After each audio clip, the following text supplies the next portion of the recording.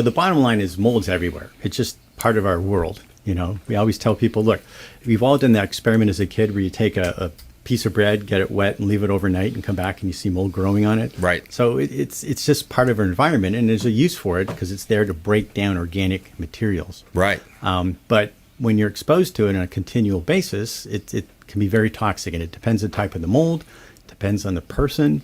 But just to give you a little background on how I got into this, my wife and I moved into a home back in 2002, which was our dream home. It was a big, beautiful Mediterranean property. We just loved it, but it was old. It was built in 1926. Wow. So we moved in it, and we were there, and my wife started having different illnesses, different issues. She always had asthma, but it got worse. We would go get some kind of handling from some doctor, usually a functional doctor, whatever. She would get better. Then something else came up. She was getting joint pains. Another doctor went through that.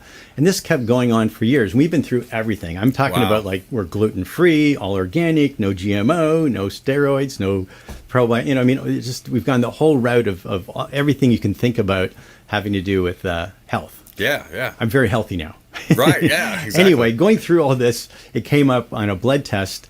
This was about 7 years ago that my wife had fungus in her blood. And fungus is mold. So then it led to, what the heck? How could she possibly have mold in her blood? Yeah, So that's scary. It is. And so then we went, wow, it had to be, in the house.